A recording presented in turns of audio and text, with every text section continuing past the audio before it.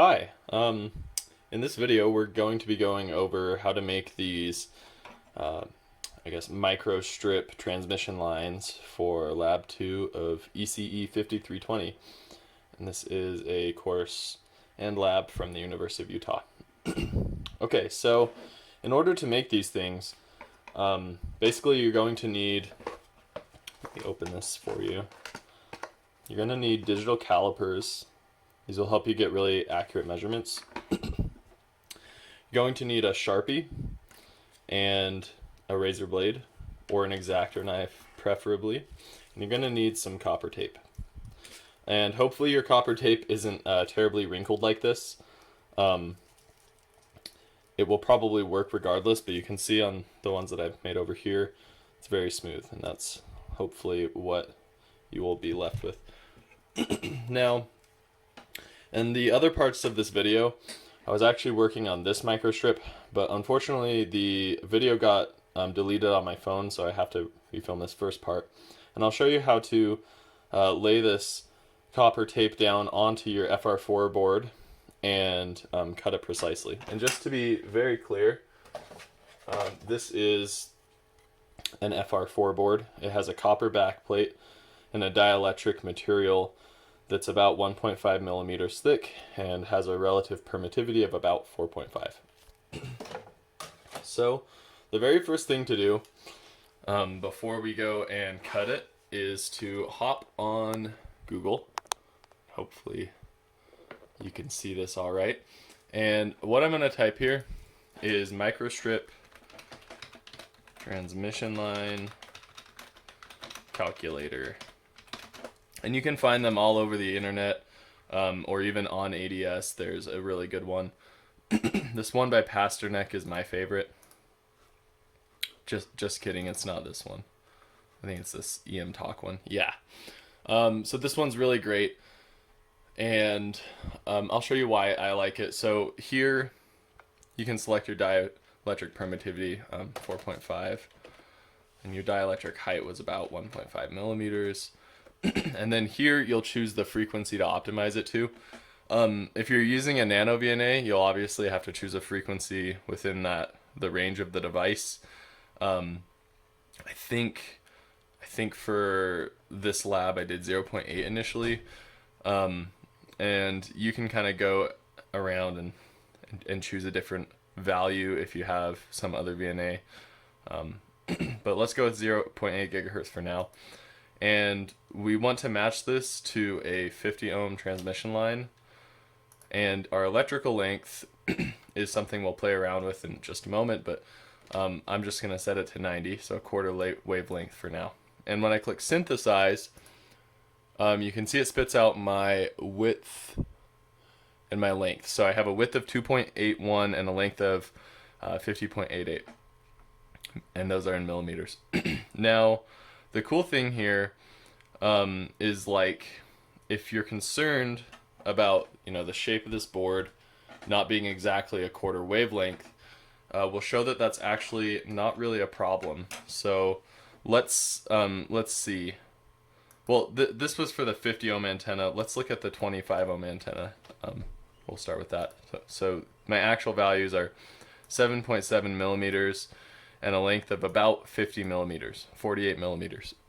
Now, check this out. If I leave the width as 7.74 and I change this this length to be something greater or less, let's try 30 millimeters.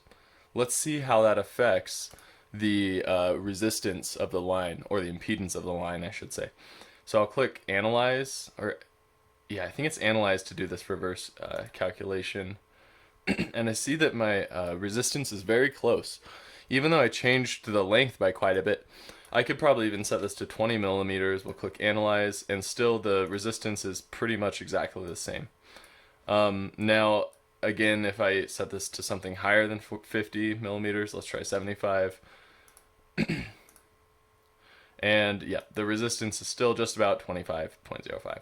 So basically, the reason why I wanted to show you this is to show you that this strip at this point is really working more like a transmission line, and the length doesn't so much affect the characteristic impedance. So you just need to be concerned with the width here. Now for this one, I've chose a 25 ohm line at 0.8 gigahertz. The width will be set to 7.72 millimeters. All right. Now we just need this width, and we need to basically cut our copper tape and put it on the FR4 board in such a way that it will be approximately that wide. So I'll show you kind of my method. You can probably come up with a better one. Let's see. So I'll just add another line right here. And this is how I'm going to do it. I'm going to take my transmission or my copper tape, and I'm going to throw it down on top of the board. And I'm going to just try to get like a good amount, trying not to be too wasteful here. So maybe I'll say about this much length is good. And I will cut my line there, or my tape there. Then this is a surprisingly important part. When you peel off the tape, you got to be really careful not to wrinkle it, or if it's in my case, you got to be careful not to wrinkle it any further. So I like to make sure to grab the sticky side so that it doesn't spring or roll up on me. And then when I lay it down, just like laying down any sticker, you just want to do it slowly and make sure that there aren't any bubbles. In my case, it's kind of hard to prevent that because it is so terribly wrinkled. But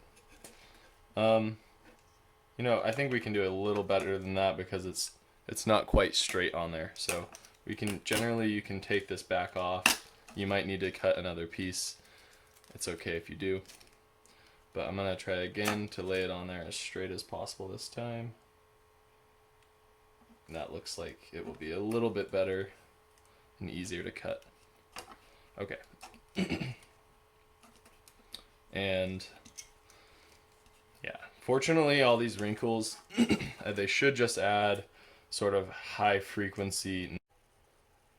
Okay, so now that you've got your tape laid out, you want to just clean up the edges a little bit real quick. And so I like to just take my X-Acto knife or my razor and just carefully kind of run it along the side like that. Hopefully you can see that on the camera. There you go. And now what you'll do, you'll take your digital caliper and you'll double check that you have the right width. Mine was 7.72, so I'm gonna go ahead and zero it, and then I'm gonna open this up to 7.72, and you can use, one sec, you can use this to really crank that down and keep it tight so it's in place. So now what you'll do is you'll choose a side to work from, and you'll just set the digital caliper there, and you'll mark your board, or you'll mark your copper tape in the corresponding location of your caliper. I like to take a Sharpie, and I actually sharpen the Sharpie using some sort of razor blade. So right now this has a really fine tip, and it should help me get a more accurate cut here. So I'll go ahead and put one mark here and another one right here maybe.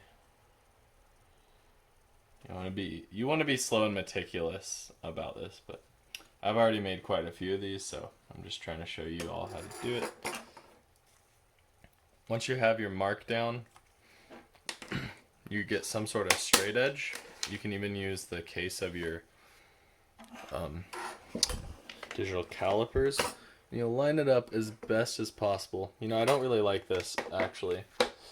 This straight edge is not very good. I'm going to use, I have a ruler. This will be quite a bit better, this ruler. So you want to do your best to keep everything in line and make sure it's 7 across the entire way. Okay, so now I'll just quickly run this over the copper tape, maybe twice. Now I should be able to just peel that up.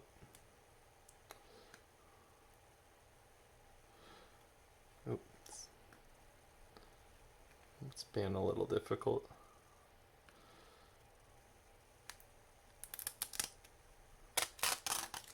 And there's your strip line. So next we'll have to go on to actually solder this these ports onto the board. And you'll see that in the next segment.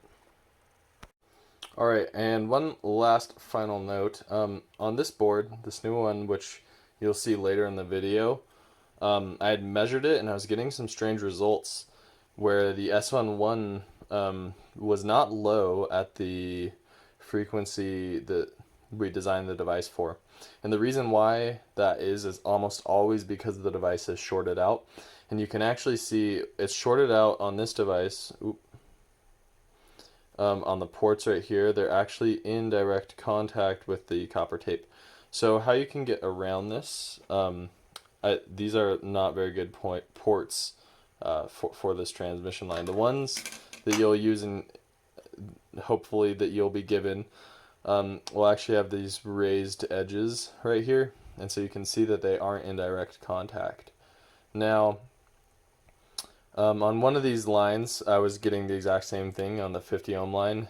You can see the short that was happening here was actually due to the solder touching this piece of copper on the outside. And so you have to be really careful to make sure that there's no short happening. Otherwise, you will not get what you expect for your results. And what you expect, you should see very similar to results. Sorry, you'll see very similar results to what you find in an ADS simulation. So I would go there to kind of troubleshoot this. Alright, so I'm standing in front of the ECE stockroom. And if you walk just across the hall to, what is this? The MEB 2350 lab, there are soldering stations in there which you can use. You will need card access, but you can get that from John Davies, or I'm sure there'll be many people who are happy to let you use the soldering iron in there. Alright, so there's a little bit of sound in here, so I hope it's not too difficult to hear me, but in here we have, as you can see, a soldering station and this solder sucker, which is really nice because it just sucks all the fumes into there. And on the note of fumes when soldering, I always recommend removing your mask because if you get soldering fumes in your face mask, they'll stay there for a while and it's probably not good. So you'll have to throw your mask away if you ruin it soldering. But with that being said, if you haven't ever soldered, I'd recommend looking up a few tips and tricks videos before you get started here. What we want to do is basically solder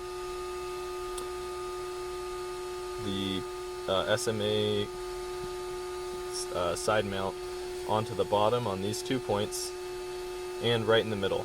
And we have to be very careful not to short this center conductor out with the side ones, otherwise there will be some issues with your design. So with that being said, how I like to go about this is get some sort of clamp. You can even just set the SMA connector on the surface that you're working on like this, but I like to get some sort of clamp and throw it in there. And essentially what I'm going to do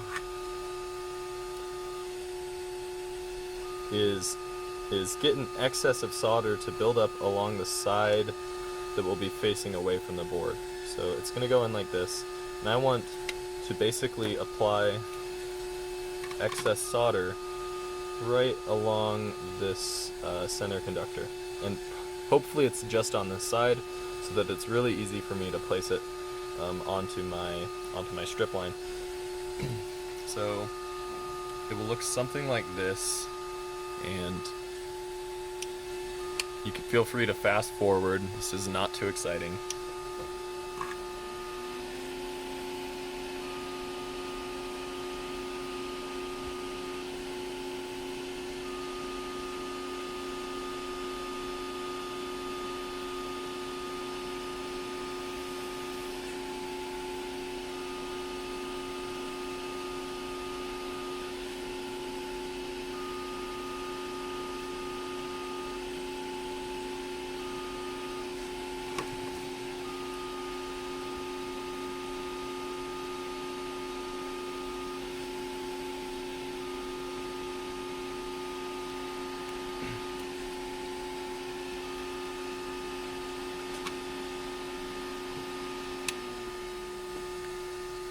Alright, so hopefully you can kind of see what I've done. I've just placed a small bit of solder along the top side. And now,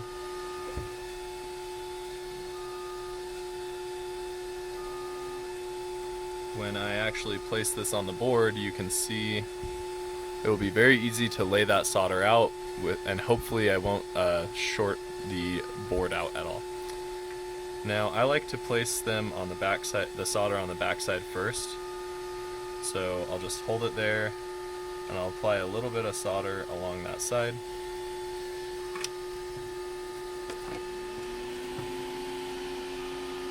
Now, unfortunately, my phone camera is kind of running out of storage, so I wasn't able to film all that, but you can see that I've just laid out that solder along the strip line, and on the back, I've soldered it in place. So that is pretty much the finished device. Now let's go and characterize it.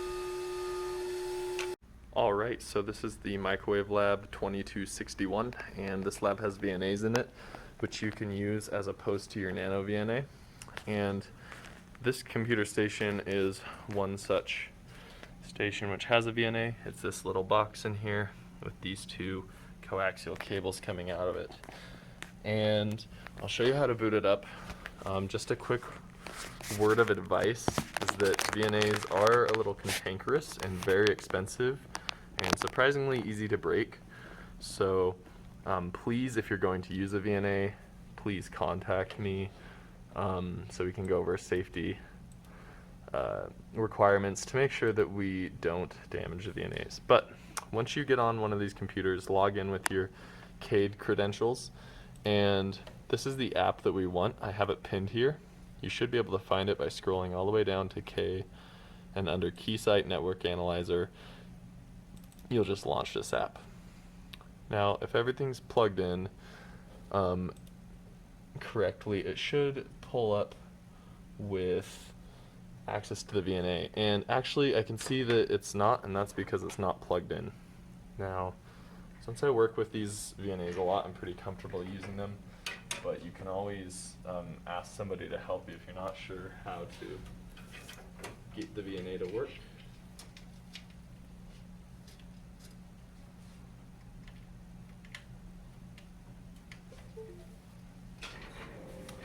So now I have plugged the VNA in. Let's go and launch the app again, and we see that it's being recognized, so I'll run the application. And I'm not sure why it's not working. It looks like it was just still connecting or something. So here's the application.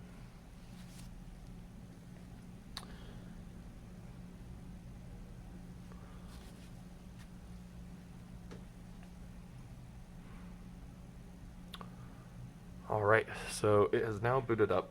Let me make this window a bit smaller so we can see everything. That's not too bad. There we go. So the first thing to do is to always calibrate the VNA before you use it. And I'll try to walk you through that as best as possible. So reaching into this underside of this desk, there's this VNA kit, and you can use this to calibrate it.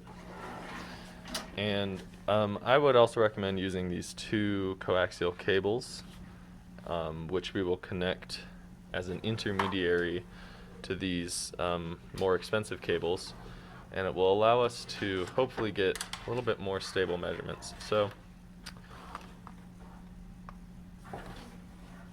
let me readjust my camera.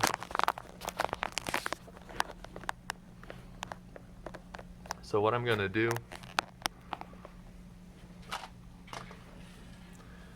is very carefully connect this smaller SMA cable to this more expensive coax. And I'll do the same thing on the other port over here.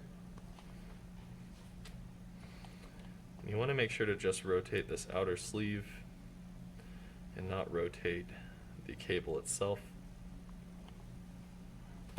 So now we can go ahead and connect our different loads to this and calibrate it. And here are the different loads that we'll want to use.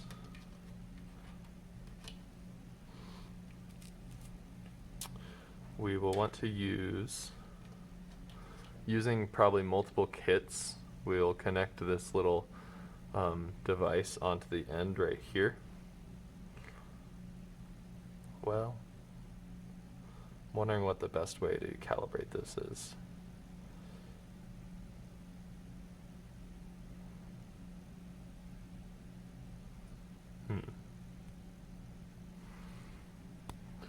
Alright, so I went ahead and grabbed another one of these little intermediary cables. And so what we'll do is connect these directly to the coax, like so. And then we'll go ahead and we'll put on our open short and circuit, or open short loads and our 50 ohm load. You can see this one is a short because it doesn't look like an open circuit in there, whereas this one's just empty. So this is the open circuit load. And here's a through load, which you'll need, and here's the 50 ohm load. So what I'll be doing is just attaching all of these different loads to each port, and then on the software I'll go and actually perform the calibration. So I'll just show you the software side of things, since that's probably going to be the most difficult. So here you'll go calibrate. Well, first you want to set your frequency of interest. So since I designed my device for 2.45 gigahertz, I'll go from 1 gigahertz, and I will stop it at how about 4 gigahertz. So 4 gigahertz. So start, stop. This is our frequency. Now we'll calibrate it over this frequency range. We'll click calibrate. Oops, calibrate basic cal. And here you'll want to select SMA, an ideal SMA. Now this is a calibration routine that was written by Professor James Nagel here at the university. And we'll need to do a 2-port calibration, and this is the cal type that we have. So here you can see on port 1 I have open short load and unknown through. And what I'll go is I'll go and connect each of these different loads, and then I'll click on it as I connect it. So I'll probably speed this bit up for you since you don't need to watch every little bit. But so on port 1 I've connected the open, so I'll hit open, and I will go ahead and do that with the rest of the loads.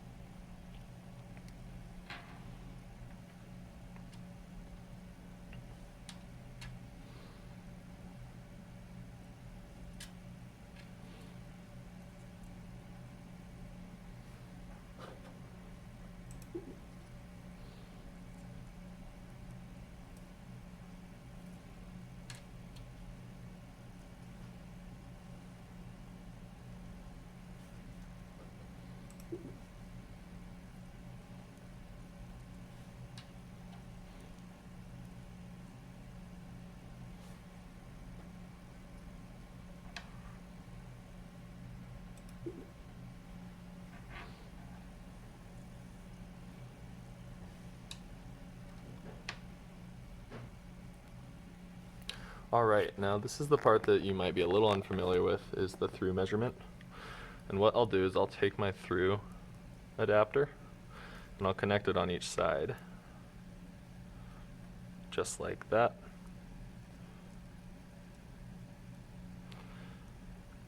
And keep in mind that the more steady these cables are as I perform my calibration, the better my calibration will be. But now, what I'll do is I'll go ahead and click unknown through and finish.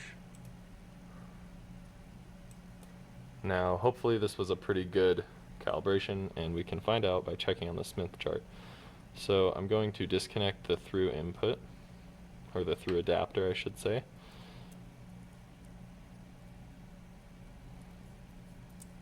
Give me just a moment.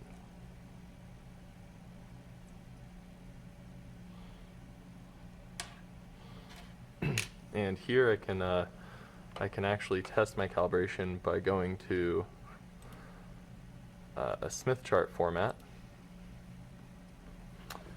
and looking at where my points lie on the line. Now here, what I'm looking at is S11 on the Smith chart. So at port 1 I have an open circuit right now, and you can see that I'm mostly over here at the open. It's a bit of a line instead of just a straight dot, and the reason why is because I used these small adapters, which threw my calibration off a little bit. I saw this as a convenient way to get around having to deal with these big bulky cables, but you might be able to find a better way to calibrate. I'll leave that up to you. And then just a quick check. If I attach the short circuit, I should see that point go all the way over to the left. And you can see it's a decent calibration there too. Not great, but not terrible. And attaching the load, I see it go pretty much in the center. Alright. So we've got our lines calibrated. Now let's actually connect and measure our device. So after calibrating our machine, we'll just connect our device like so. We want to either remove these middle connectors that I calibrated with, or we'll add some small lengths. Either will probably add just about the same amount of uncertainty in our measurement, and it will still be kind of a decent measurement, I hope.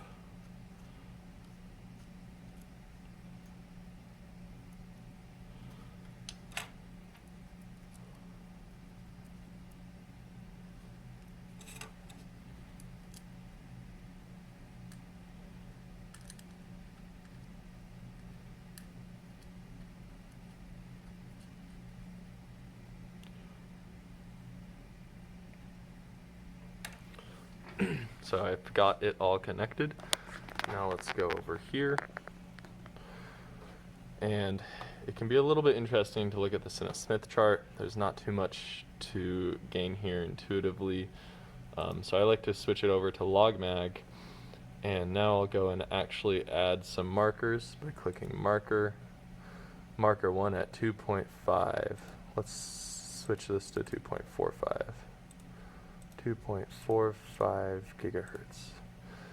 And yeah, you can see here at this frequency the reflection coefficient is relatively high, which is a little bit interesting. But if we go and we switch our measurement from S11 to S21 and we do a quick auto scale, we can see that it's actually resonating decently at this point.